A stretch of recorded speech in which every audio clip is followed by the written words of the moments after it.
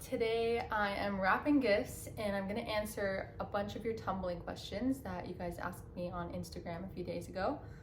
I have 16 questions to go through, and since there's so many, I'm going to link them all in the description. But yeah, let's start with the gifts. I have not organized anything yet. I don't even know if I have enough wrapping stuff or tape. I think I have like half a roll of tape. So we're gonna try to make it work. I don't know. Let me show you what I got for some people first. I'll start with my boyfriend.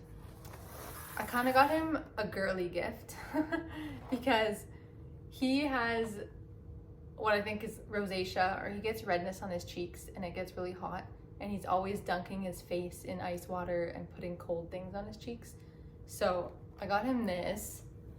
It's a mask. You can put it in the freezer or I think the microwave to heat it up, but for his case, the freezer, so it can get nice and icy, and then he'll just lay it on his face and he doesn't have to dunk his whole face in water anymore. This I also already had, but I'm just giving it to him because I have another one, a jade roller, only because the stones get pretty cold, so he can just roll it on his cheeks while he's sitting watching football or something. And then socks. Never go wrong with socks for a guy, because literally what can you buy them? They don't want anything. They usually don't need anything either. And in the 7 years that I've known my boyfriend, he's never gone out shopping for himself. So I feel like it's my duty to get him some new socks. His are currently shredded, like multiple holes, and he still wears them. And I know he's not gonna go shopping, so I got him like a 20 pack or something. Sorry, 12 pairs, that's all, but it should last him. He'll wear them till they're shredded, so that's okay. But that's all I got for him. I feel bad. It's like not the greatest gift, but I know he's gonna use it all, so I don't know. I'm a little tight for money this year, so I'm trying not to spend a lot. Have to cut down on some things. Last year we did go all out and I did a full overflowing stocking and multiple gifts, so I feel like this year I can kind of cut back and it'll even itself out. So whatever, that's his stuff. Let me show you what I got my dad, because no one ever knows what to get their dads. Dads are the hardest to shop for. So the main thing I got him, actually, let me show you what he wanted. This is the only thing he asked for. A mouse for his laptop. Wireless mouse, got him that. And also this extra strength warming and cooling remedy kit from Sage. I don't know if you know what that is, but it's the like essential oil type of place. S-A-G-E, S-A-J-E, Sage. So this comes with a little roller ball that's actually like, it feels pretty cold and pepperminty. And then it also comes with a balm in a little jar, and you rub that on and it makes your muscles feel warm and stuff. But he always gets joint pain and muscle pain and stuff, so I thought, why not get him this instead of like Tylenol. This is a little more gifty, so I think he'll enjoy that, and it smells good. I also got him the most random thing ever. Let me tell you what he does. So he is always shoveling snow and whatever, doing things in the winter, working outside, and he always turns his boots and mittens and everything upside down on the air vents to dry them out when he comes back inside. So I found this, which is a rack for everything. And I know it's like, I don't know. It's not much, like it's not like a gift, but I feel like he'll use it a lot. So this is what it is. You just stand your stuff up on each one, and then you don't have to put them like directly on the floor. So I don't know. I don't know what else to get him. Those are the main things. Again, going a little smaller this year. Usually my family goes all out, especially with stockings. Like our stocking is completely full, and then there's like 10 gifts around the stockings. And then we have a handful of gifts under the tree. We don't buy expensive things or anything. We just get little things, like we'll go to thrift shops, just get cheap whatever. But it's just fun to open everything, I find. So we like to go all out and give a lot of items. So I got him a ton of stocking stuffers that are just cheaper items. So I actually got a lot of the stocking stuffers this year for everyone from Korea, because their dollar stores are like actual dollar stores. Their dollar stores, nothing is over $1. Everything is $1 or 50 cents. And you can get so many good items that would be 10, 15, 20 bucks here. So let me show you some things before I get into the tumbling questions. He loves eating nuts. So I got him this, not from the dollar store, this is from HomeSense. And he also has a coffee every morning and he likes chocolate and stuff. And he also wants 0 sugar things. So I got him this sugar-free, calorie-free chocolate thing to add to coffee. From Korea, I got these really good heat patches, heat and cold, I think it is. Again, he gets joint pain, muscle pain, all this frequently, so got him some of these. They work so well and they were so cheap. I think we calculated it that each strip inside was only 80 cents and there are 6 inside, so these work so well. I don't know what this says or what the brand is or anything, but if you can find it, they're good. The Korean ones are good. Then I just got a bunch of snacks. I got some cinnamon bun Oreos. Oh my gosh, these Eclipse, it looks like Excel, you know that brand? Eclipse watermelon mints. Oh, these are so good. They're actually probably the best type of mint I've ever tried. Obviously they're not minty, but they just taste like really watermelony and really good. I got him a bunch of other snacks like gummies and these Oreo sticks. These are also really good. They're Oreo wafers. And more nuts. Honey butter almonds. If you see this brand in any store wherever you live, buy them, especially these ones. They're so good. Honey butter almonds. And then I got him some more random dollar store stuff and this grapefruit drink since he loves grapefruit. So I only buy gifts and do stockings for my mom and aunt also. So I basically got the same type of snacks and things for them. They had cute little dish scrubbers. I got a cute little strawberry one. It's kind of sparkly too. I got them a bunch of skincare stuff like masks, hand masks, foot masks, face masks, everything. Got my mom these same nuts, but they're caramel salted almond and pretzel. Probably really good. And then peach Eclipse mints. I haven't tried these yet, but I think they're gonna be amazing. Also got a pretty bookmark from Korea since my mom likes to read, and got them both shower towels. It's basically an exfoliator. This thing really exfoliates. Like, don't even need water, soap, anything to make it work. Like, it's pretty scratchy on the skin. But yeah, I just got them snacks and skincare stuff really, and other random dollar store items. And since my aunt loves Pepsi, Pepsi socks, just for fun. Probably won't wear them, but just for fun. And then for their actual gifts, I got them better skincare, like sunscreens and better face masks and serums and stuff. Got my aunt some earrings, also from Korea. Pretty. And then these paintings, I kind of paint in my spare time sometimes. So she wanted a winter scene painting and some other ones, so I'm gonna paint those and give them to her. For my mom, aside from all the skincare gifts, I got her these sandals from Italy this year. She loves jewels and colorful things, so I think she'll love these. Hoping they fit. And then also for stockings, got little alcohol bottles. It's peach cello or pesconcello and pistachio cello. You know, like limoncello? These are the same thing but different flavors. So got those. Actually, I'll give one to my dad, probably pistachio. But anyways, those are all the main parts of the gifts. Obviously, I'm not going to show you everything because that would take a while and you probably don't care. So I'm gonna start rapping and answer the tumbling questions. The first tumbling question is, which order should you learn tumbling skills? Example, forward roll on cartwheel, then backwards roll, etc. So I would say for cheer, level 1 skills are like pretty true to what a level 1 would learn. Some things you can learn all at the same time. So I would suggest handstands for sure to start, front rolls, back rolls, a fall to bridge, cartwheels, and then from all that you can go to bridge kickovers, back walkovers, also handstand fall to bridge, and then stand up and then turn that into a front walkover. And then after your cartwheel is mastered, you can start to work on round-offs.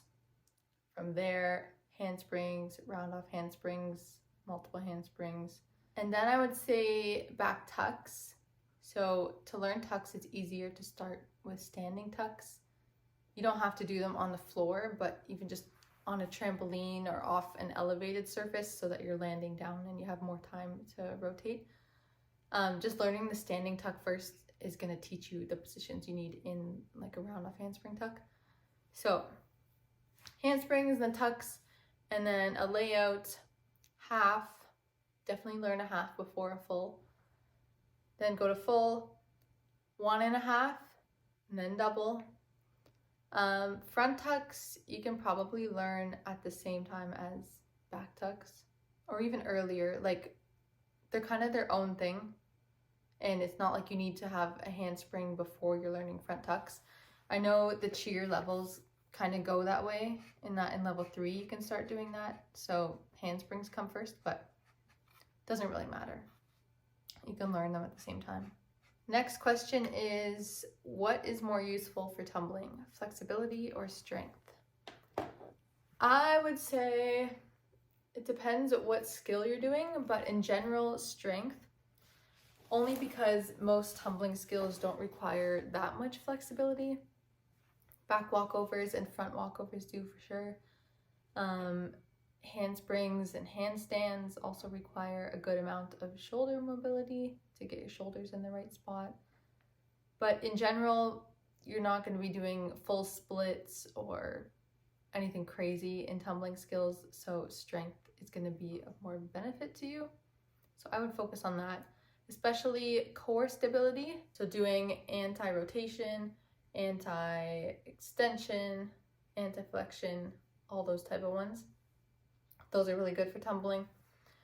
Shoulder strength, and I would say quad and glute strength. So the tops of your thighs and your butt muscles.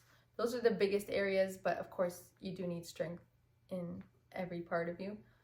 So yeah, strength over flexibility, but both are needed depending on what skill you're gonna do.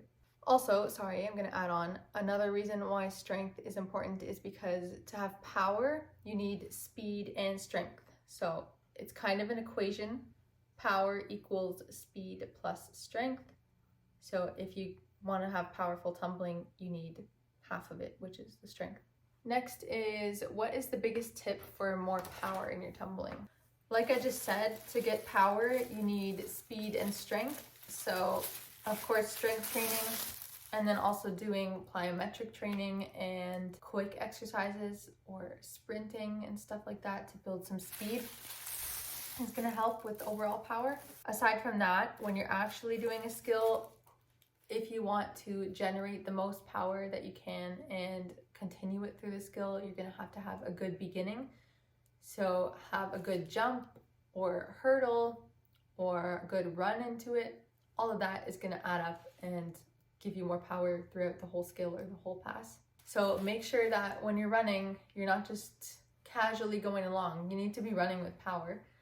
And then as you reach into your hurdle, you need to be reaching hard. Like, your arms can't be relaxed like this. They need to be reaching through the shoulders like that, both of them at the same time.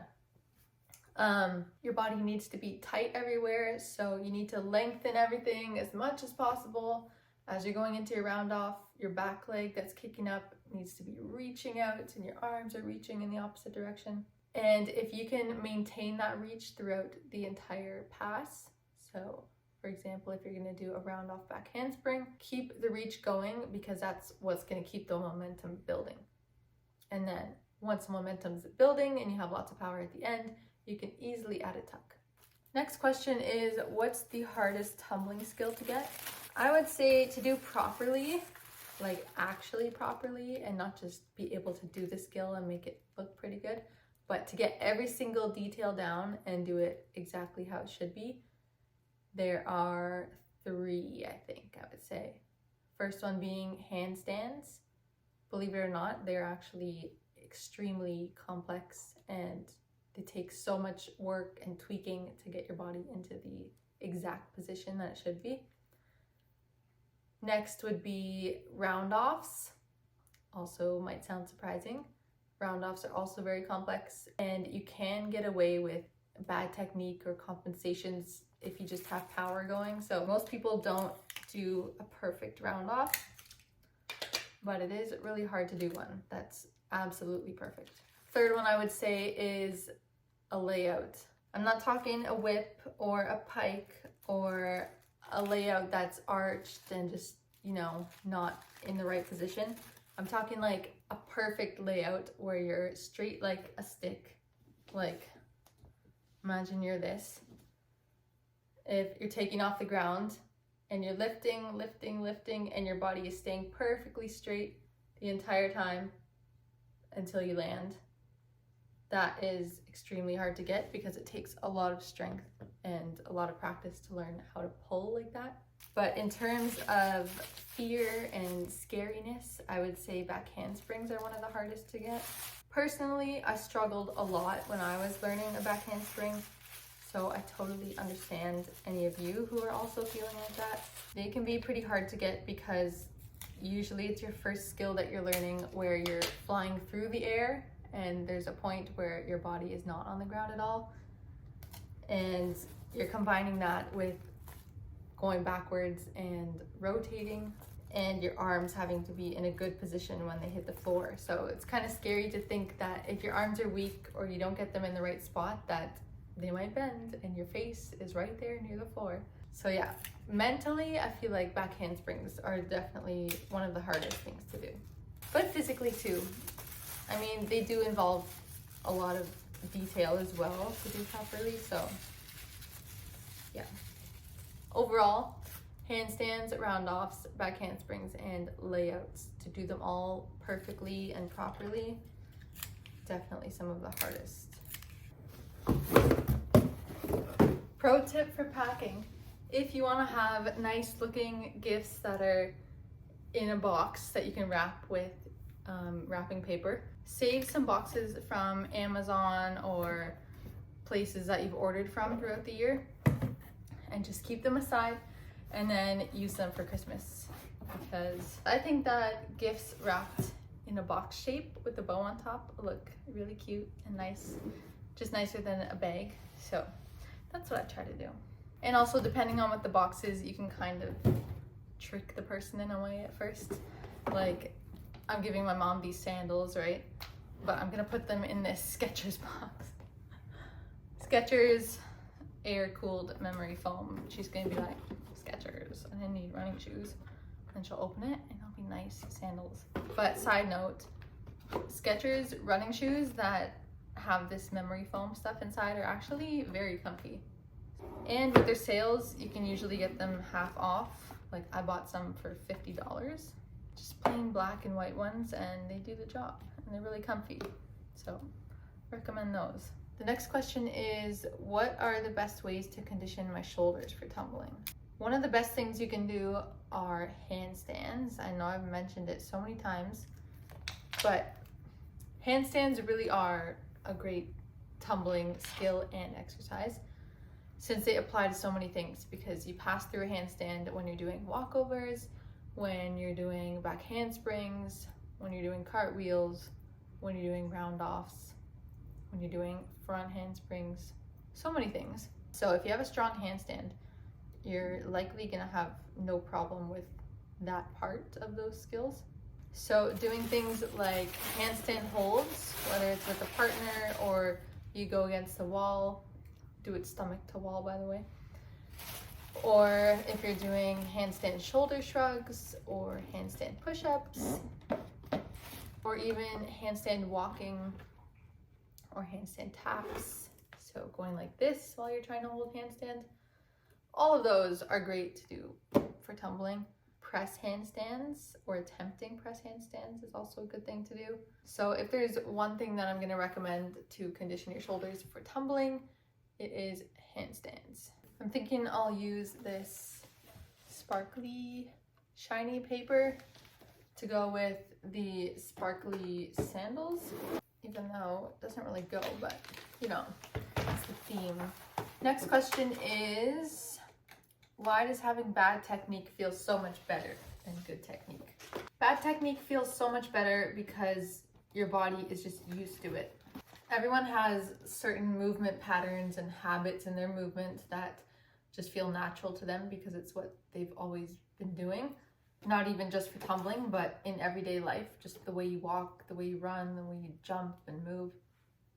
Those are kind of built into your body. And when you're learning tumbling, since tumbling is pretty unnatural, if your movement patterns don't align with exactly what you need to do, it's going to be a struggle to learn it properly and kind of master it because it's not natural to you. So if you've been doing this bad technique for a while and you're trying to correct it, it's going to be hard because it's what your body's used to and comfortable with, and it just feels the most normal to you. Really, tumbling is just unlearning any bad movement patterns, although they're not really bad, they're just not what you need for tumbling. Unlearning those and learning what you need to do for the tumbling skills. And that can take a long time depending on how old you are, so how long you've been doing those bad movement patterns, or how many reps of a skill you've done with the bad technique, because that's going to make you more used to it. But overall, the bad technique feels so much better just because that's what your body's used to and it feels the most comfortable with. As soon as you add in a new movement or element to it, for example, if your feet are usually apart in a back handspring and now you have to keep them stuck together nice and close like this, you're going to feel like maybe the handspring is slower or you have less power. Also because once you change your body position, it can change the mechanics of the movement a little bit. So you might feel like your timing is a little off or something is slower or faster, but that's normal. You just need to get used to the feeling of it all and adjust as needed. The next question is, how do you get better timing and explosiveness? One way to watch your timing is to record a video of the skill that you're doing or tumbling pass that you're doing. And as you watch the video, don't look right at yourself in it. Look beyond the skill a bit so that your body's kind of out of focus in a way and you're just watching the timing of the movement. So you're not watching what exactly you're doing, you're just looking past it and seeing the timing that's going on. This way you can tell if any part is too fast or slow and you need to adjust it. Once you find out exactly where the problems are in your skill or pass, then you'll know what you need to work on. Like if the entrance to your round off seems a little slow, then you'll need to work on improving your running speed and your hurdle. In terms of explosiveness, you need to have power to have explosiveness. So like I said in some previous answers, power equals speed and strength together. So if you can improve both of those, then your power is going to increase and your tumbling will be more explosive. Working on explosiveness by doing things like plyometrics is also helpful. I would recommend doing things like squat jumps, jump landings, hopping over cones on 1 foot, 2 feet, forward and backward, side to side, left and right. Do those kinds of exercises and you will see an improvement in your explosiveness over time. Ta-da! I need to put a bow and everything on it, but I think it's pretty. Do I dare get out the glitter ribbon and use it and cover my entire living room floor in glitter? Or should I just stick a bow on it? I might just do a bow because I have this. It kind of goes. I'm not really in a wrapping mood today, but I need to get it done because I'm not gonna have any time the next couple weeks because I'm going away. And then once I get back, I have to go straight to my parents. They live kind of far from me, so I need to pack up all my stuff and have it ready to go. Well, this is great. I only have 3 tags to use to write my name on, so might just have to write on the wrapping paper. All done, the first one. Next question is, how do you overcome tumbling fears and mental blocks? So I have a really good post on this. It's in my Instagram highlights under the mental blocks highlight. It has little flow charts on it where you can pick what your issue is or why you're scared and then go through and find the solution to it. So that should help. Go check that out on my Instagram profile. But in general, to reduce fear, you just need to have better basics and get more comfortable with the nature of the movements, like going backwards or inverting. Just doing more repetition as well, because the more that you do, the more comfortable you're gonna get with it. And it doesn't matter if you're not doing the reps on the floor. You can do 1,000 reps on the trampoline, and then once you're good, go onto the tumble track. Once you're good there, go to the rod floor or air track. Once you're good there, go to the spring floor.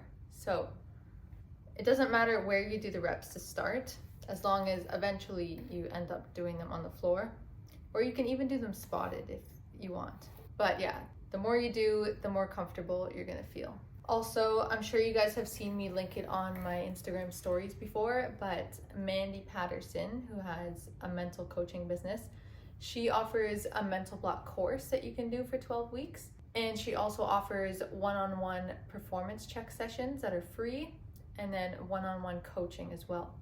So go check her out. I will link those things in the description below, but they're great resources. Go check them out if you have any problems with your confidence or fears or mental blocks. Next we have, what's one of the best ways to get confidence in going backwards fast? The absolute best way to get confidence doing backwards skills is to do more backwards movements and get comfortable with the nature of the skill. So let's say you're scared to do a back handspring. Do some more jump backs onto a crash mat. Do more walkovers, more fall to bridges, more handstands. If you're scared of a back tuck, do backdrops on the trampoline, making sure that you're reaching up, doing a full set, and then going onto your back, so it's really only part of the movement. A backdrop really is just a fraction of a back tuck if you do it right, so that's a good one to do. I would do multiple lines of the cheer floor every single day before you tumble. Do it as your tumbling warm-up. That's why basic tumbling is so important, because a lot of the skills, although they might seem easy and super beginner, they constantly keep you primed to do the harder skills, if that makes sense. So the more you keep up with those ones, the more comfortable you'll feel once you start doing advanced skills.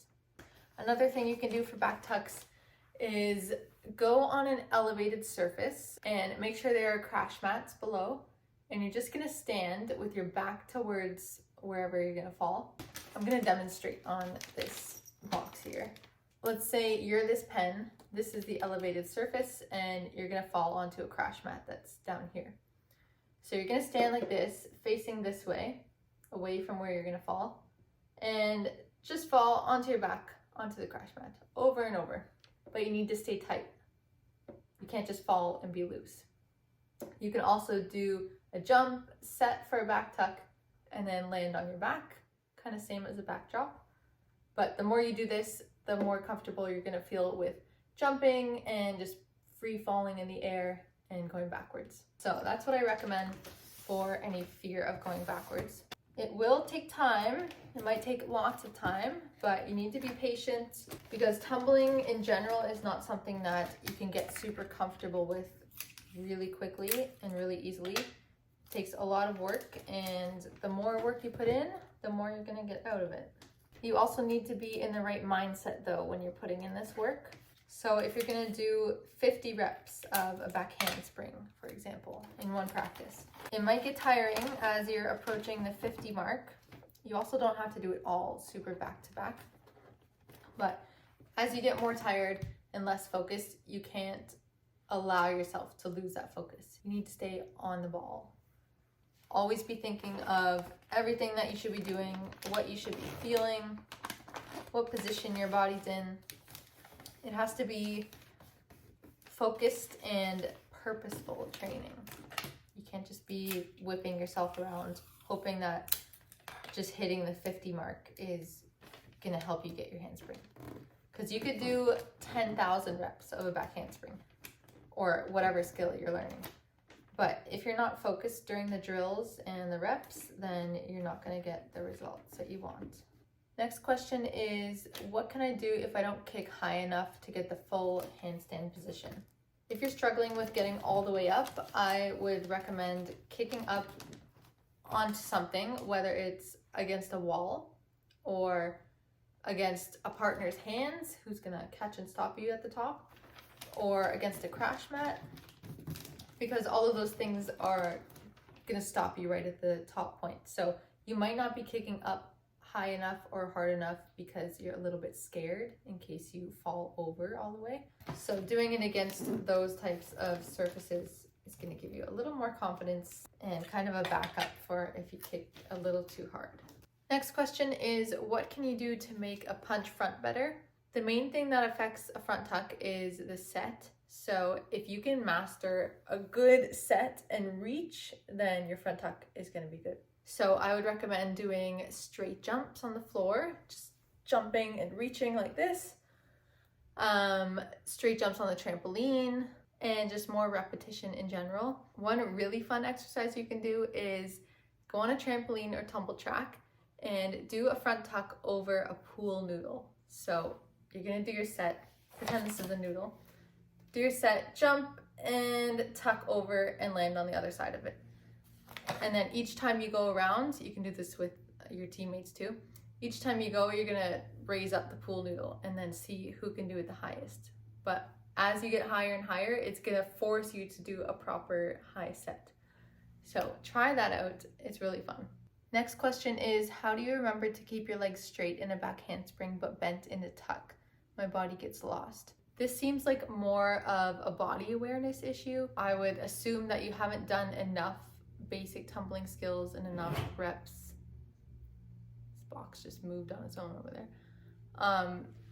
Enough reps of your handspring alone or your tuck alone. And then when you go to connect it, you're confused on when to do what. So drill your back handspring into a set for the tuck. Drill that a bunch of times and then slowly add the tuck. Even doing a back handspring set into half of a tuck. So if you can do a handspring, jump and then land on your back in a tuck position like this, but back on the floor or on a mat, that is gonna train the straight legs in the handspring into the set and then pull them in for the tuck so that you can bend at the right time. So do a bunch of those, get used to that, and then add the tuck eventually. The next question is, how do you stop throwing your head back in a back tuck? Again, this seems more like a body awareness issue. If you're doing this, it's likely because you haven't trained your set enough, or your set is trained to go like this way. A lot of athletes, I know that looks weird on camera, a lot of athletes set and they stop their set right here. They'll move back. Instead of jumping, reaching into the back tuck, their set is like this. And they just throw their arms back and then grab their legs. Don't want to do that. If you do that and you get used to throwing back, then you're likely to stick your head out like that too. So what you have to do is more reps of a good set, backdrops, like I mentioned in a previous answer, backdrops on the trampoline with a good set, of course, and just standing on the ground, reaching up as much as you can and getting used to that position. Also doing back rolls with your head in is going to help. I mean, you can't really do a back roll with your head out, but drilling it and doing it over and over and over every day before you tumble, do a few lines of back rolls. If you're doing it like that, you're going to get used to keeping your head in as you rotate backwards. So do more reps of the basics and the drills, and eventually you will apply it to your tuck. Next question is, how do you jump back more in back handsprings instead of up? One of the best things you can do to train this is have a mark on the floor or use a trampoline that has that red X thing in the middle. Start at one end and then jump and make sure your hands hit that X. And then your feet should hit near the other end of the trampoline. If you're doing it on the floor, mark something that's, I'm not sure how many feet, but you can eye it and see where your hands should hit on the floor. Put a little bit of Velcro or something there. Try your best to have your hands land on it. And over time, you'll get used to having to jump at that angle to make your hands hit that specific spot. So that's one way to make it longer. You also just need to understand what is required of you during the handspring. So on the jump back, you need to reach as much as you can, both directions. So arms reaching this way, feet reaching this way to create tension. Think about reaching towards the back wall. That helps sometimes, rather than thinking, reach my hands to the floor. But in general, you need to understand that you need to reach back at a specific angle, usually around 45 degrees, give or take a little bit, in order to have a good backwards jump in your handspring. So that's what you're gonna aim to do, is around 45 degrees, give or take a little bit. Another thing you can do for the jumps is work on more jump backs onto a crash mat. So if you don't know what these are, you stand in front of the crash mat, swing, jump, and reach and land on your back on the mat. This will just get you used to jumping at that specific angle and feeling everything that needs to happen in the jump. So feel the dip, feel the arm swing, feel the reach, squeeze your feet together, keep your knees straight. Just be aware of every single thing that happens during the jump, and the more you do that, the better you'll be able to apply it to your handspring. The last question is, how can you do a better back handspring so you don't frog, you can make it longer and have your legs straight? Best way to have a better handspring is to do more drills for it. So get a good handstand, do more jump backs on the crash mat like I just mentioned. Focus on the angle of your reach and make sure that you're holding a lot of tension in your body by reaching your arms and legs in opposite directions. Pay close attention when you're doing drills like jump backs so that you're making sure that your feet are together. Oh my God, this string is way too long. Sorry, I was saying pay close attention to when you're doing any drills or basic tumbling skills that are prerequisites to handsprings. Make sure that your toes are pointed, feet are together when they need to be, knees are squeezed fully straight, arms are reaching, all that good stuff. And then it'll be easier to apply to your handsprings. All these problems that show up in tumbling skills, like throwing your head back, bending your legs, separating your feet, they're all related to body awareness and body control. So the more you practice the basic movements and the drills for all the skills that you're learning, and being very focused while you're doing them correctly. And once you perfect all the drills and you're very aware of what your body's doing in each one, and you can do everything correctly, once you piece it together and do the skill as a whole, then it's going to come together nicely and you're going to understand what you need to do in each section of the skill. So almost everyone, no matter what the problem is, could benefit from doing more reps and being more focused during drills and reps, and mastering each individual component of the skill before putting it together. So that's all the questions. That was 16 questions, I think. I'm actually running out of wrapping supplies, so I need to go to the store. I only have this much tape left to use, so I gotta go, but I will see you guys in the next video. Bye!